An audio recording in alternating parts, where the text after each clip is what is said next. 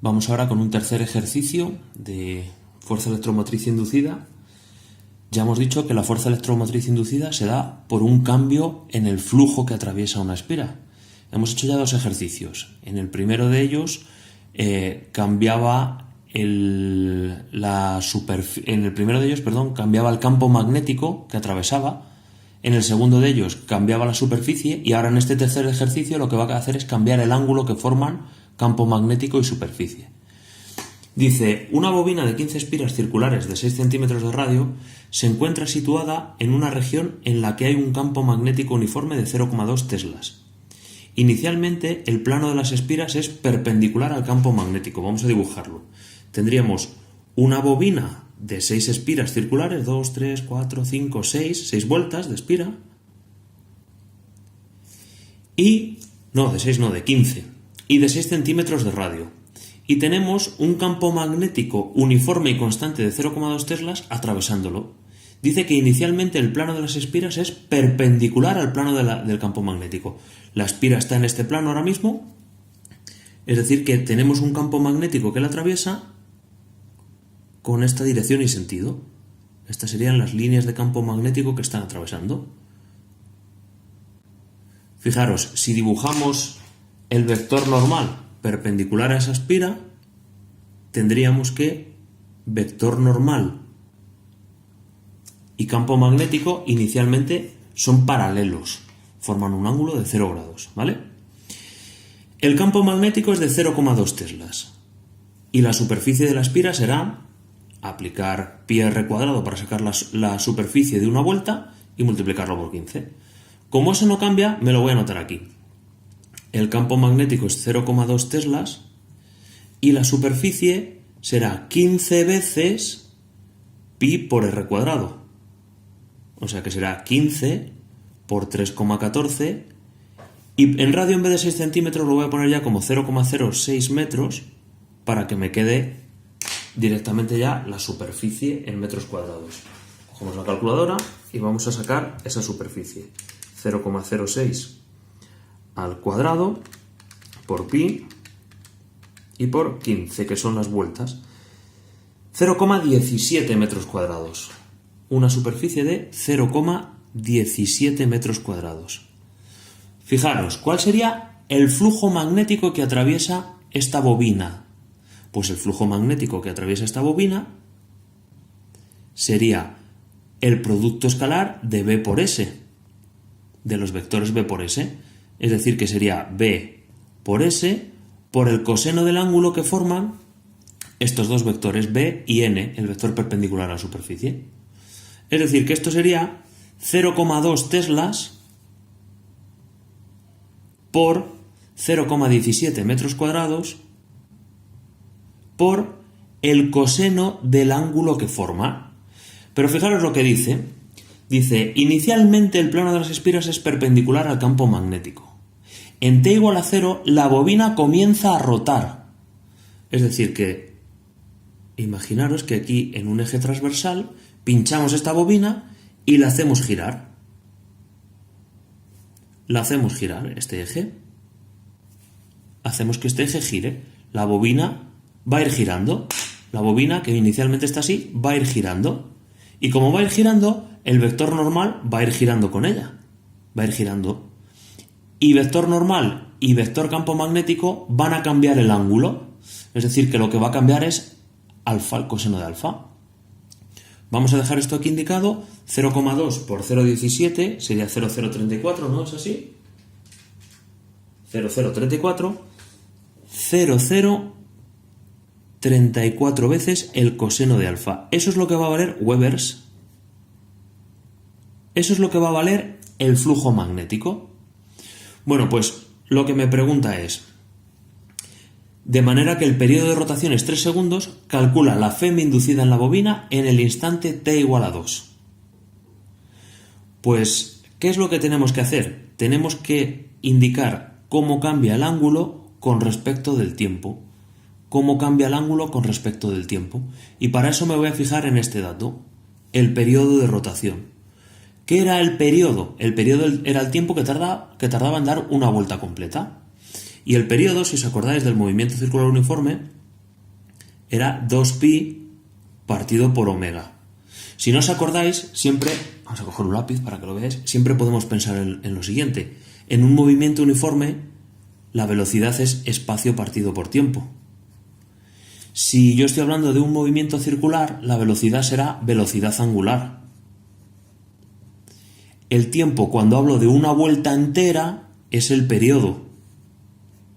Y una vuelta entera son 2pi radianes de espacio. Luego, si no sé esta fórmula de periodo, la puedo deducir con velocidad igual a espacio partido por tiempo. ¿Vale? Periodo pasaría aquí multiplicando y omega aquí dividiendo.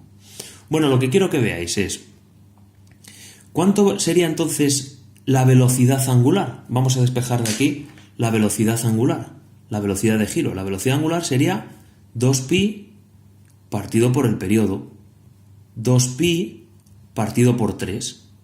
Es decir, que 2pi tercios de radianes por segundo sería la velocidad angular. Y ahora quiero que penséis una cosa. Vamos a ver qué ángulo va a ir barriendo, va a ir formando este vector normal con respecto a este vector campo magnético. Si yo quiero sacar el espacio de un movimiento uniforme, lo que hago es multiplicar la velocidad por el tiempo. Si yo quiero sacar el ángulo que forman estos dos vectores, lo que tendré que hacer será multiplicar omega, que es la velocidad angular, por el tiempo. Es decir, que donde yo aquí tengo coseno de omega, coseno de alfa, debo poner coseno de omega t. Es decir, que vamos a coger esta expresión y la voy a volver a poner aquí. El flujo magnético va a ir variando en función del tiempo porque varía el ángulo. ¿Y cómo? Pues según esta expresión, 0,034 por coseno de omega por t, y omega es 2/3 de pi. 2/3 de pi t. Ya tengo la expresión de cómo varía el flujo magnético que atraviesa este conductor a lo largo del tiempo. 0,034 coseno de 2pi tercios t. Pues, ¿cuánto será que es lo que me piden a mí la FEM inducida? La fuerza electromotriz inducida, según la ley de Faraday, será la opuesta, signo negativo, a la razón del cambio, como me la van a pedir en un instante dado, es la derivada del flujo magnético con respecto del tiempo. Es decir, que ¿cuánto valdrá la FEM inducida en función del tiempo en este circuito? Hemos dicho que como el ángulo cambia el flujo, y entonces se produce una corriente inducida, y esa corriente inducida tiene un voltaje, una fuerza electromotriz inducida. Bueno, pues será la derivada de esta expresión. Vamos a derivar esta expresión. Esto es un valor constante, se queda como está. La derivada de coseno sería el menos seno, y primero tengo que sacar, esto sería coseno de AX, pues tengo que sacar A fuera, ¿vale? Es decir, que esto sería, saco 2pi tercios, bueno, la derivada del coseno es el menos seno. Vamos a ver que no me equivoque. Vamos a dejar primero este menos aquí, menos. Paréntesis y ahora hago la derivada. La derivada del coseno es el menos seno. Luego voy a poner aquí el menos correspondiente al menos seno. 0,034 por, esto pasa aquí, 2/3 de pi, por el seno de 2/3 de pi t. Fijaros que la derivada del coseno es el menos seno, y este menos ya lo tengo aquí, pero además tenía ya un menos de antes. Entonces al final va a ser menos por menos, va a ser más. Vamos a agrupar todo esto. La FEM inducida en función del tiempo será signo positivo, cogemos calculadora, 2/3 de pi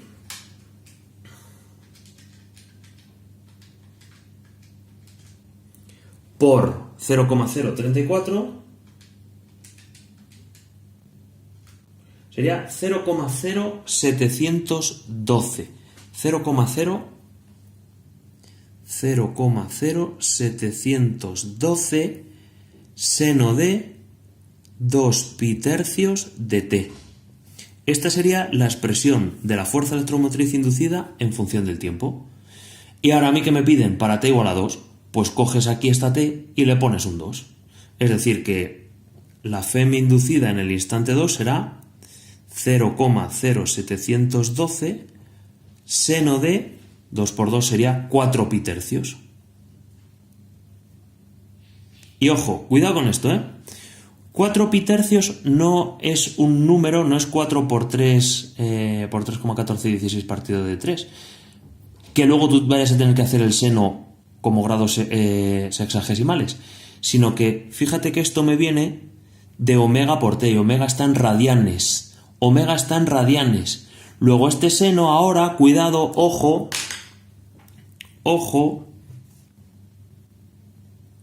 la calculadora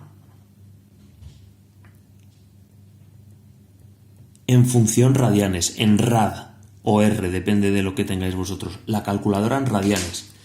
Cogemos la calculadora, si tenéis una como la que tengo yo, que es una muy sencillita, le cambiamos el mod de deg a rad.